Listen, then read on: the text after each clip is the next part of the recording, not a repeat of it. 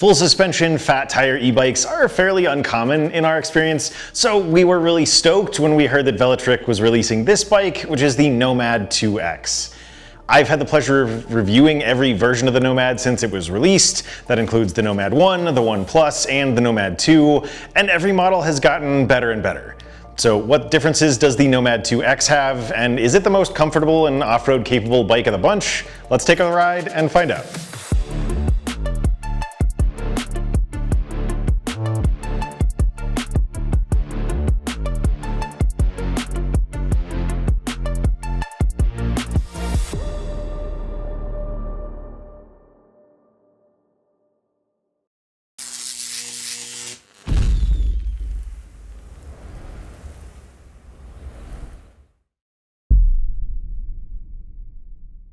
Welcome to Electric Bike Report, where we aim to be your go-to source for e-bike reviews.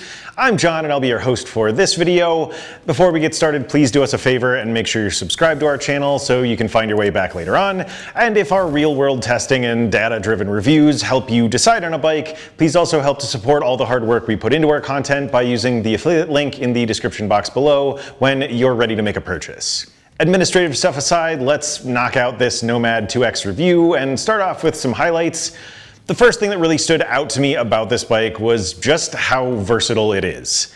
Fat tire e-bikes tend to be naturally great at just about everything, from commuting to off-road adventuring. They typically have lots of power for making short work of hills. They often have big batteries that give them great range. They have knobby tires that do well on paved paths and dirt or gravel roads alike, and they often prioritize comfort and a smooth ride.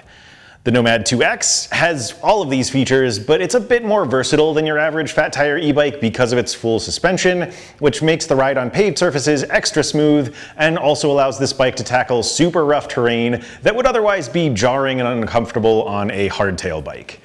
That makes the Nomad great for everyday things like leisure rides or grabbing some groceries, but also means that it has potential for overlanding and hunting. Another highlight is the degree to which you can customize your experience on this bike. There are tons of things you can adjust through the display menu or the Velotric app once the Nomad 2 is paired with your phone. You get separate control over the bike's throttle and pedal assisted speeds with the ability to set its top end anywhere between 12 and 28 miles per hour. You can switch between torque and cadence sensing modes depending on whether you want an active or relaxed pedal experience. And you can switch between 3 riding modes with different power and response levels for the bike's 5 pedal assist settings. All of Velotric's newest e-bikes have these features, so there's nothing new here if you're already familiar with them, but I really liked seeing all of the ways to tweak things, and in my experience there are more options on this bike than you'll find on many other bikes from other brands.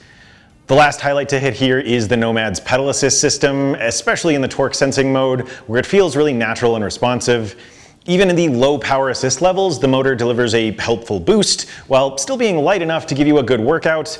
And then on the high end, you get access to all of the bike's power, which makes pedaling feel super easy.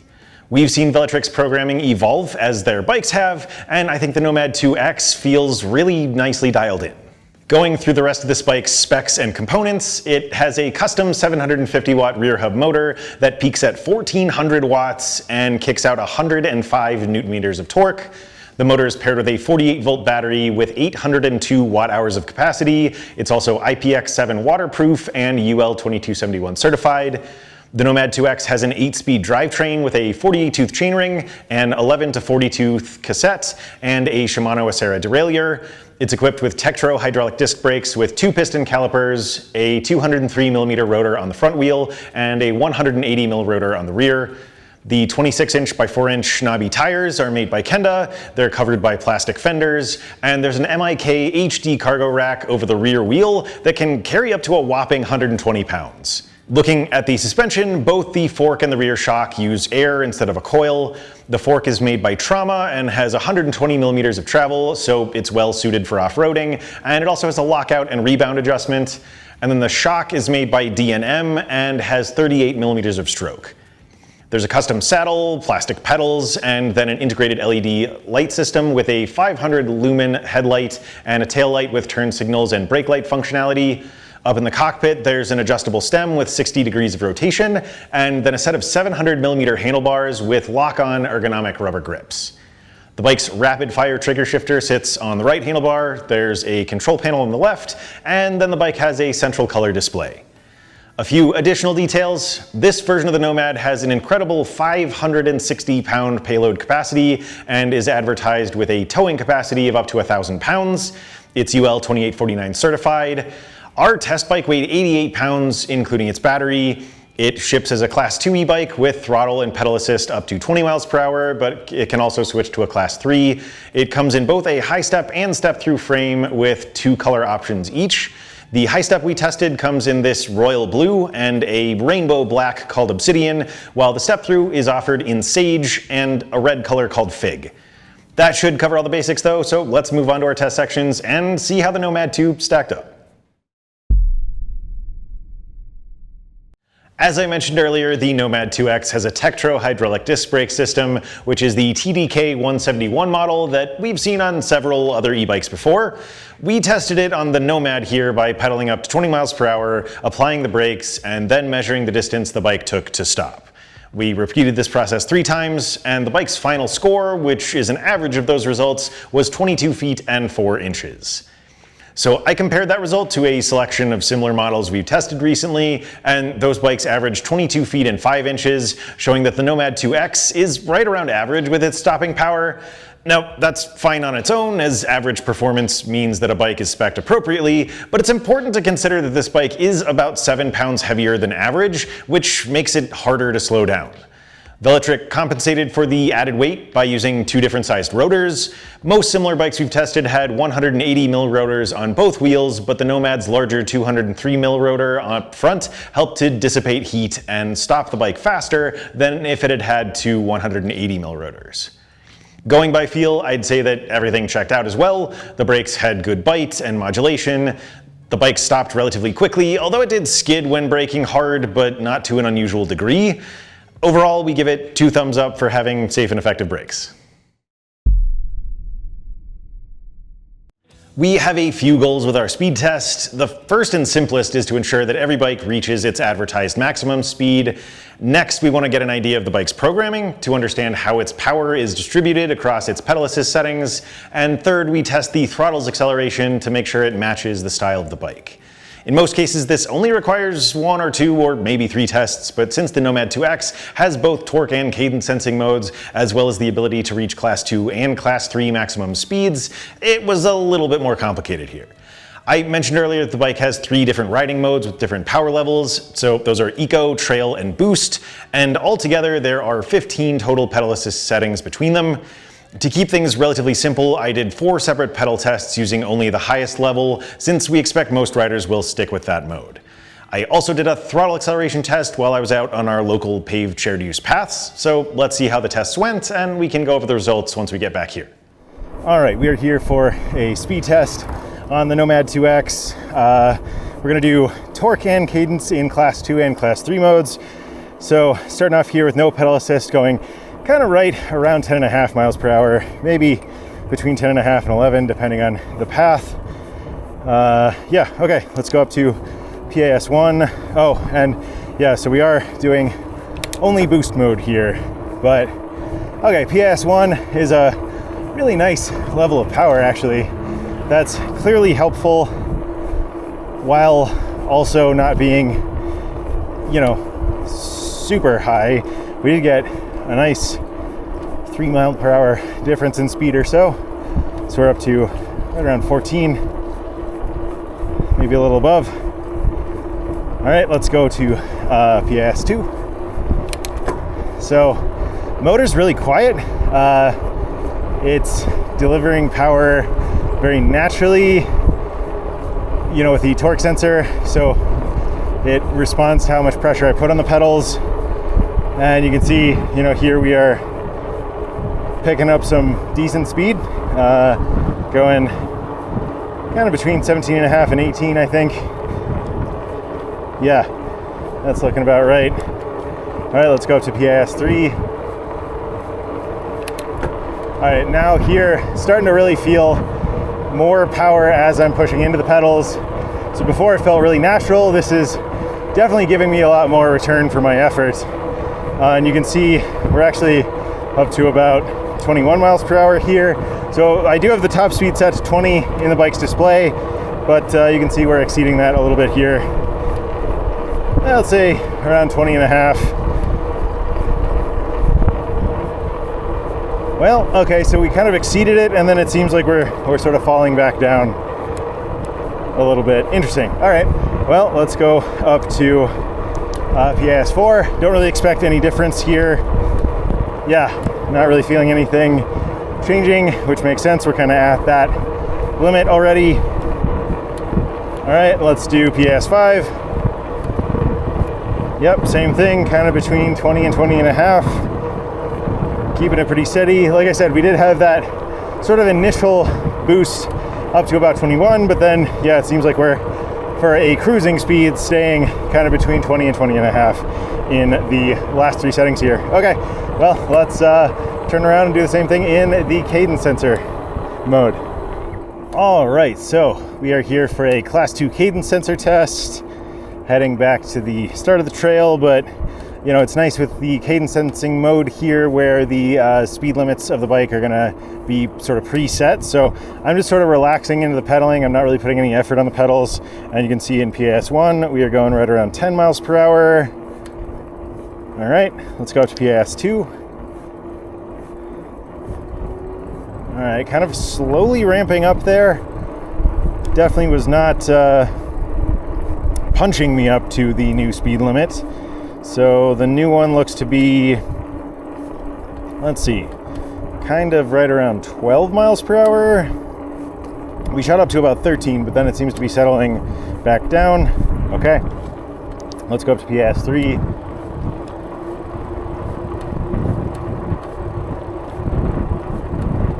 And picking up in speed. Looks like PAS3's landing here right around 15 miles per hour. And again, continuing to not really put any pressure on the pedals. I'm going to shift up though, so I am at least sort of engaged if I want to be. All right, yeah, there we go. Let's go up to PAS4. All right, now definitely starting to feel faster and a little bit more acceleration there. All right, we're up to about 17. So these nice incremental jumps. We'll see how it looks in the graph later on, but let's go ahead and go up to PAS5. That should be 20 miles per hour. Yep, definitely a little punchier in that setting as opposed to the other ones. And you can see we're kind of landing in that same spot, kind of right between 20 and 20 and a half miles per hour. All right, well, let's turn around and do the class 3 torque test. All right, we are back for a class 3 speed test in the torque sensing mode. And starting off in PAS1, kind of in the same ballpark where we were in the class 2 test, kind of 13 and a half, 14 miles per hour, something like that. All right, let's go up to PAS2. So, you know, as a caveat, the bike could reach 20 or 28 miles per hour, you know, regardless of the pedal assist setting, since we are in the torque sensing mode. You know, we don't have speed limits except for that top end, but you know, just trying to keep a pretty consistent level of effort here so that we can see the differences in speed and power. But let's see, shifting up a little bit here. PAS2 is putting us kind of right around 15 and a half, 16 miles per hour or so. All right, seems pretty good. Let's go up to PAS3. And again, definitely feeling, again, more power output. Once we are here, more natural in the lower levels and definitely more powerful in the higher ones. On your left. Yeah, pretty easily getting up to around 20 miles per hour here, 21. I'll give it another second before I take a final reading, but I'm gonna shift up actually. Feels like it needs it. Okay. Yeah, right around 21 and a half, 22 actually. Let's say 21 and a half. Okay. Going up to PAS4. All right, now really starting to hum here. Feels nice and speedy, very responsive. Up to around 25 miles per hour. Again, a nice jump in power. Pedaling is super easy right now, so I'm getting a lot of return for my effort. Yeah, let's say 25, 25 and a half. 25. Let's go up to PAS 5 and finish things off. All right, wow, this thing's definitely cooking right now and very easily reaching 28 miles per hour. I'm not really having to give it any more gas than I was. So definitely looking pretty good. On your left. All right, let's bounce back to the studio after we do a throttle test. All right, so we are back for the Class 3 cadence sensor test. Sorry, kind of forgot about this one. Not used to having so many options. All right, we are in PAS 1 here. We're going right around 14 miles per hour, maybe a little above. And again, not really putting any pressure on the pedals, just kind of letting the bike do the work. Let's go up to PAS 2. Similar experience where it's very gradually ramping up in speed here in PAS 2, so that's interesting. But we are getting a pretty good difference in speed. We are up to right around 19 miles per hour. Well, kind of settling back. We did get up there, but now it seems like we're landing kind of around 17 miles per hour or so. Okay. Yep, that's staying stable. Let's go ahead and go up to PAS 3. All right, and again, kind of shooting off a little bit from there up to around 21. Let's see if that holds. Yep, all right. Let's go up to PAS 4. Again, definitely cooking here. I'm up to 8th gear. Just putting a little tiny bit of pressure on the pedals, nothing crazy. Up to about 24 miles per hour. Let off the pedals there for the curve, but yeah, right around 24. And then let's finish things off in PAS 5. I assume we'll get all the way up to 28. Nice warm day. Apologize if you're hearing a lot of wind here, but all right, we are up to, wow, over 30, right around 31 and a half, 32. Okay, well, I have the speed limit set at 28, so we are exceeding that, but you know, hey, that is what it is, and you can lower it if you want to. So all right, let's turn around and do a throttle acceleration test. All right, and the last thing here for the speed test section is a throttle acceleration test from 0 to 20. So a couple caveats about that. So we'll talk about this more in the app section later, or I will show it to you. But you know, you can, number one, choose your throttle speed by increments of 1 mile per hour between 12 and 28 miles per hour. So we are sticking with the standard class 2 speed limit of 20 miles per hour, which is how the bike ships. But then also, a couple things. The default is that in the torque sensing mode, the bike can reach max speed regardless of pedal assist setting, and in the cadence sensing mode, you have incremental speeds in each pedal assist setting. So right now in boost mode, cadence mode, PAS 5, we should hit 20 miles per hour here, and you know, the speed would be different in PAS 1 through 4. So in any case, that was a lot of preamble. Let's go ahead and start in 3, 2, 1, go. All right, taking off pretty steadily. Yeah, not too punchy, not too sluggish. 19, 20. Okay, yeah, nice and quick. Let's go ahead and bounce back to the studio. All right, there's a lot of data there, so let's run through the numbers one more time, starting off with the torque sensor tests. I started off pedaling with no pedal assist at 10.6 miles per hour, and then in the class 2 test, my average speeds were 14.1 miles per hour in PAS 1, 17.8 in PAS 2, and 20.2 miles per hour in PAS 3, 4, and 5. This test showed that the bike had a good distribution of power in its first few settings with consistent speed jumps, but the fact that the last 3 results were the same indicated that the 20 mile per hour limit was holding the bike back, at least on flat ground. In Class 3 mode, my speeds were faster in most of the settings, and except for a slight dip in PAS2 where my pedaling might have been a little bit inconsistent, the graph of the data shows pretty even increases in power.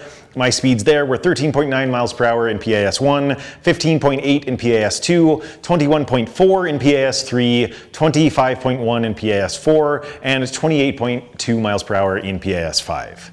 This pattern is generally what we like to see in this test because it means that the extra speed and power you get when moving between settings just feels right. Moving over to the cadence sensor tests, where the bike had preset limits in each assist level, my results from the Class 2 test were 10.1 miles per hour in PAS1, 12.1 in PAS2, 15.1 in PAS3, 17.1 in PAS4, and 20.2 miles per hour in PAS5.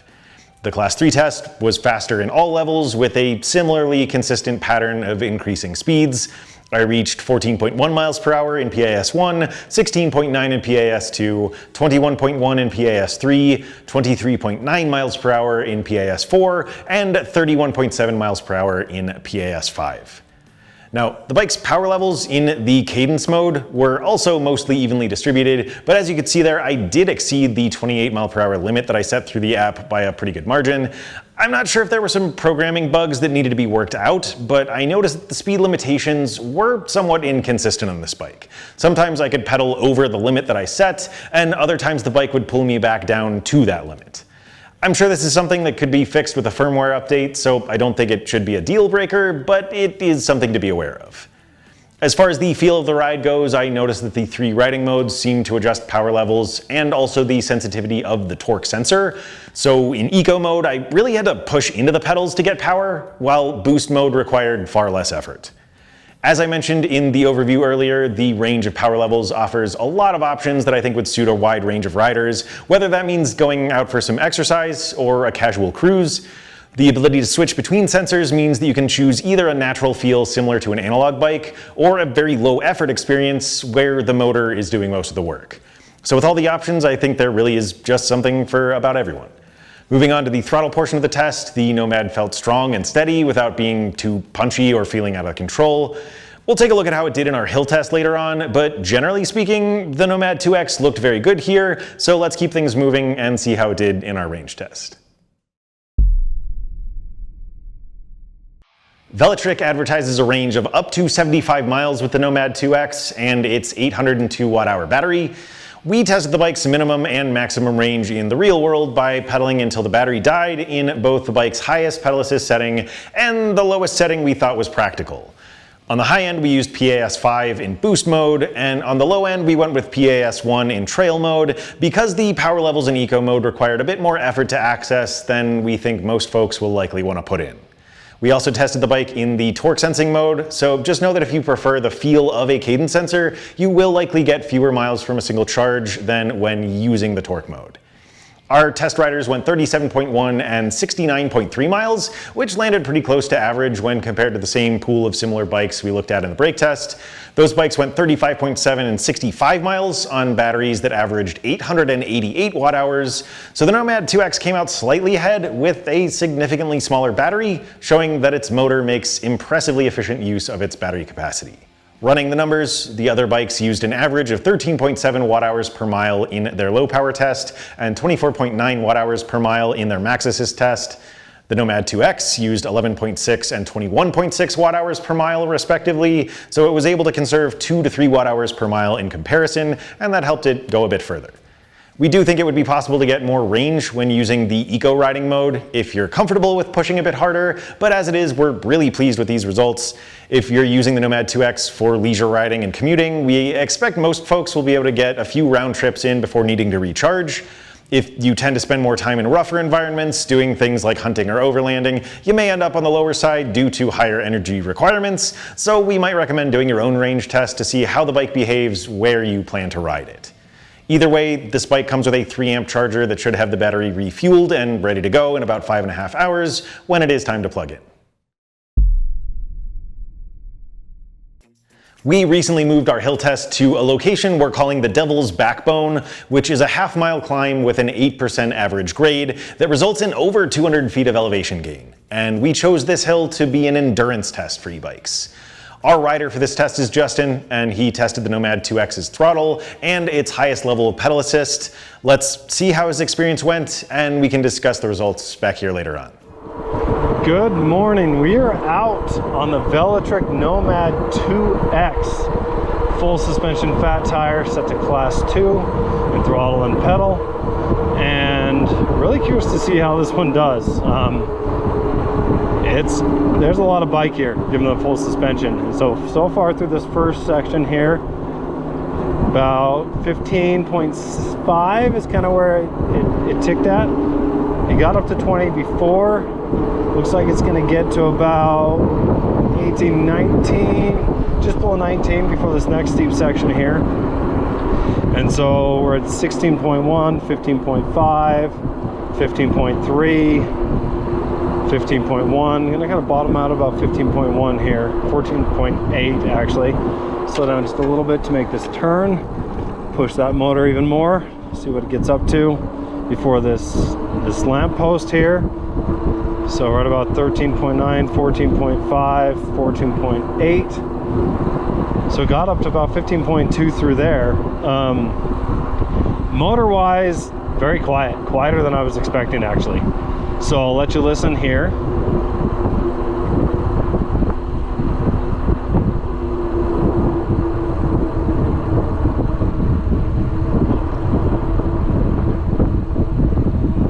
So I'm definitely hearing that hub spin around more than the motor. Very impressive. So definitely lower than average sounds, better than average in terms of quality there on the motor. Through that last steep section was about 14 miles per hour, and we're hitting the end here right about 17.5, 17.2, 16.2. And I think it's going to be a pretty good result here as we finish at the top of this hill. We are back at it on the Velotric Nomad 2X, now doing the pedal test, and it's set to 20 miles per hour, going just a little bit above. So definitely feeling kind of peppy. I'm in 8th gear, climbing this, kind of soft pedaling at this point. I'm going to downshift just a little bit. So in 7th gear, 17.7 miles per hour is kind of our bottom tick that first section. Back up to about 20. See through this next section before the turn. Kind of hover 19, 18, 17.9, 17.8, right about there. Slow down so I can make this turn. Downshifted twice. Shifted really smooth, by the way. So I'm going to shift back up to 6th gear. Just to keep that cadence the same, going about 17 miles per hour through that first lamp post. Motor still feels nice and quiet. And I'll let you listen to it here.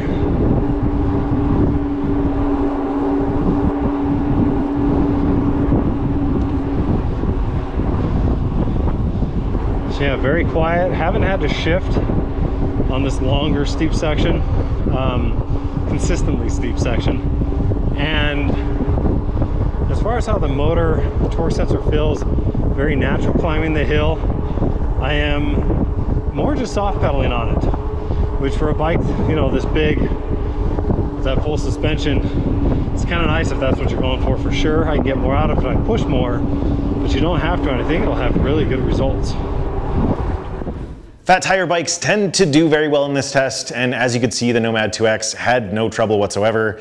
Justin finished the throttle test in 1 minute and 57 seconds at 15.8 miles per hour, and he pedaled to the finish line in boost mode and PAS5 in 1 minute and 48 seconds at 17.1 miles per hour. Now, we're currently rebuilding our data set at this new hill, so I don't have a ton of bikes to compare to, but the ones that we do have at this point, which represent a good mix of styles, pedaled to the top in 2 minutes and 13 seconds. The Nomad was 25 seconds faster, which just goes to show how much power this bike has. Based on personal experience at our secondary test location called Pilot Hill, I can say that the Nomad's high torque output and peak wattage gave it a seriously relaxed experience when pedaling uphill, even when using the torque sensing mode. I only had to use light pressure on the pedals to reach the top, and I didn't find myself anywhere close to being out of breath, so clearly this bike is a great climber. If you want an even easier experience, you can switch over to the cadence-sensing mode for extremely low intensity pedaling, or just relax and let the throttle do all the work. The subjective ride quality is essentially a summary of how a bike feels to ride, and it takes a few more personal considerations into account than our data-driven performance tests. Let's go out on the bike paths again and talk about some basic things like sizing, suspension, motor engagement, and a few others. You can see how the bike does in some off-road environments, and then I'll add some additional thoughts back here. All right, let's talk about ride quality here on the Nomad 2X. As you can see, we are out here in the rough desert, riding around, and as a full suspension fat tire e-bike, this thing is very well suited to riding out here. It has the power and the traction and the comfort level that all kind of come together to make this an enjoyable ride. But in any case, the Nomad 2X has two frame styles, each with a single size, and those sizes are different. So the high step is for taller riders, the ST or step through is for folks on the shorter end of the spectrum, and the full recommended height range for both bikes is 4'11" up to 6'5". So you can get, break that up as you need to. We are on the high step model here, and gotta say it's very comfortable. I'm 5'11".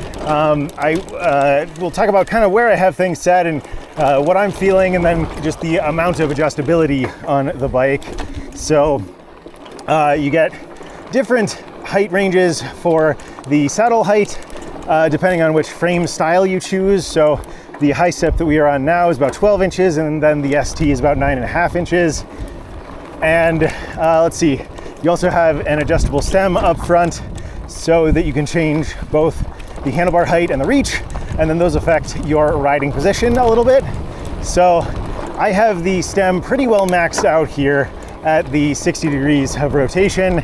The reach on this bike is definitely on the longer side, so considering that I'm kind of on the lower end of the recommended height range for the high step here, it's just finding it a little bit more comfortable there, a little bit more upright. So but yeah, good leg extension as well. Of course, I would expect so with that much range of adjustability. But yeah, I mean, comfort-wise, feels great. We've got the full suspension with an air shock up front from Trauma with 120 millimeters of travel, and then a DNM air shock on the rear with 38 millimeters of stroke, and that translates to about 80 millimeters of travel with the rear wheel. And there are definitely some rough spots out here where I'm still getting jostled around a bit and feeling some bumps, but for the most part, the ride is super smooth and comfy. It feels great, and even in sandy spots, I'm able to just really tear through that slippery ground. Bike's doing really well out here. It's got the 26 by 4 inch fat tires with knobby tread that are really well suited to this kind of environment. And then we also have the 750 watt rear hub motor that, of course there are bikes with more powerful motors out there, but this thing peaks right up there at 1400 watts. So plenty of power there, and then 105 Newton meters of torque. So very powerful motor, very responsive, especially in the torque sensing mode here. And that also allows you to ride on the road legally and safely. So feels very good. Velotric's done a good job here. There are a couple other things I want to discuss back on the path. So let's go talk about those things real quick, and then I'll see you back at the studio. All right, and then the last thing that I want to show you guys here for ride quality, I guess two things. Number one is the cruise control function, which you have to enable in order to be able to do this. But once you're up to speed with the throttle, you can hold the back button on the bottom of the control panel for a couple seconds, and you can see there's a little icon that pops up there. It's like a little speedometer with an arrow, but now the bike is just cruising at speed. I don't have to pedal or hold the throttle lever, but I am gonna go ahead and hit the brakes to deactivate that since we're coming up on these folks. But the other thing that I wanted to show you is the turn signal button. So if you, on your left, if you hit the turn signal button, there's also this audible alarm that sounds, just letting you know that the turn signal is still on, so you don't forget to turn it off. We've seen plenty of bikes from various brands at this point with turn signals, but I think Velotric, if I'm remembering correctly, is the only one so far to have a sound to go along with it, which is really nice.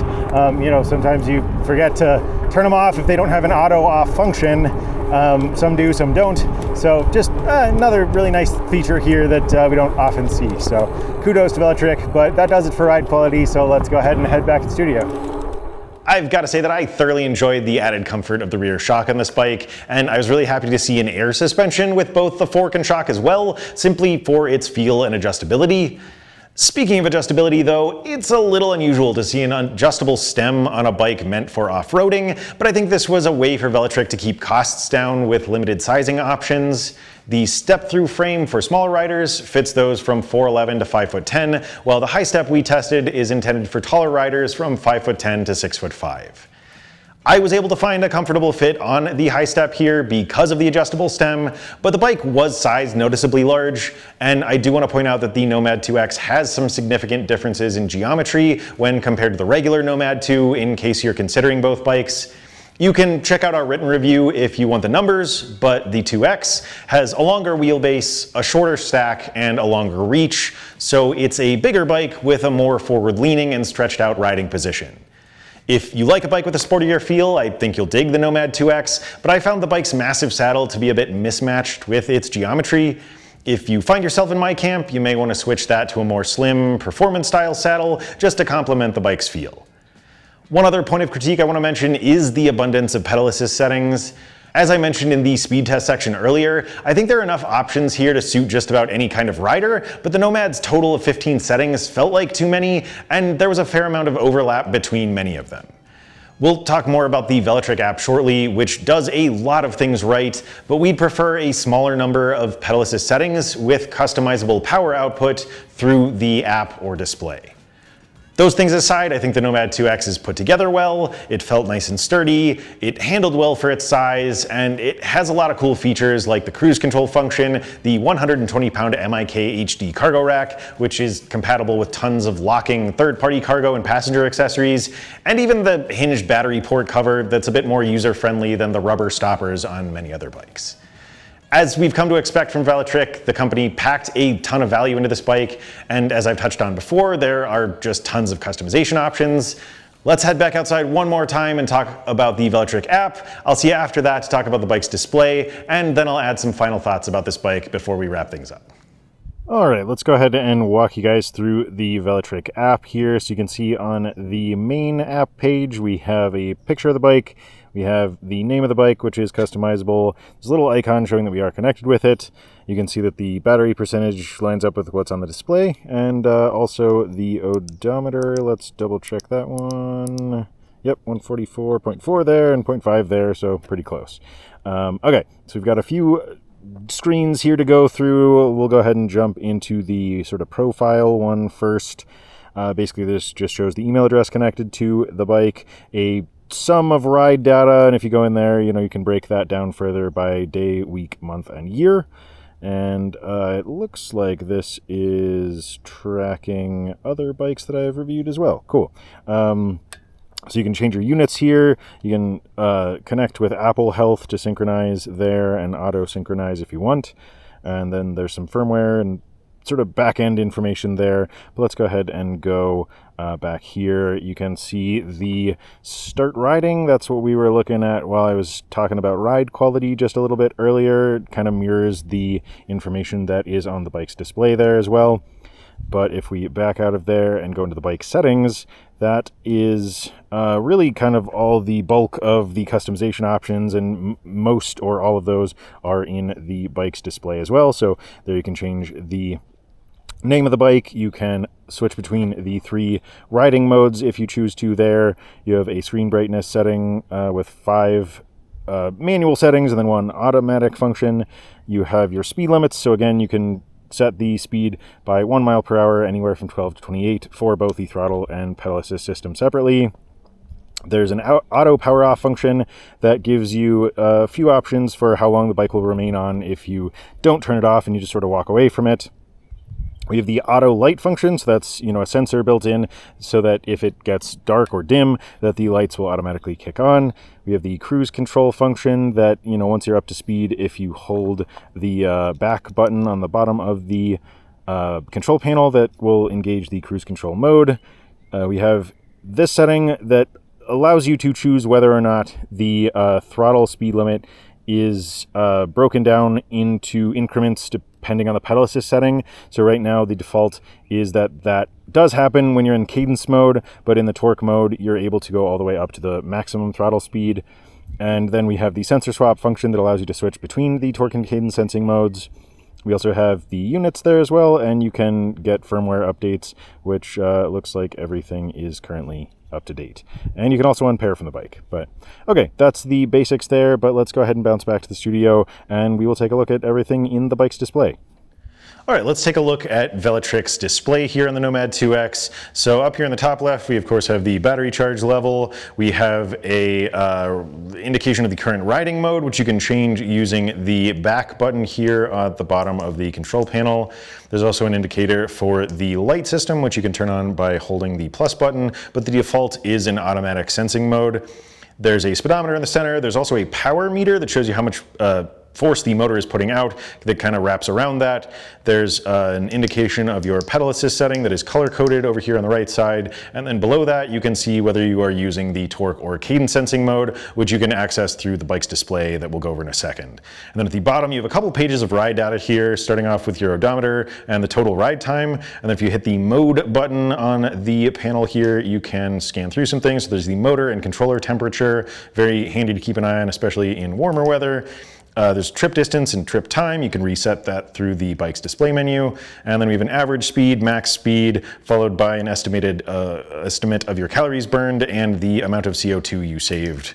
And then if we hold that mode button, that will take us into the bike's display here. So stealth mode is pretty interesting. That's a new thing on this bike. Basically, if you activate this, it will limit the bike by or to a set speed limit. It will also dim the display and deactivate the lights and turn signals here.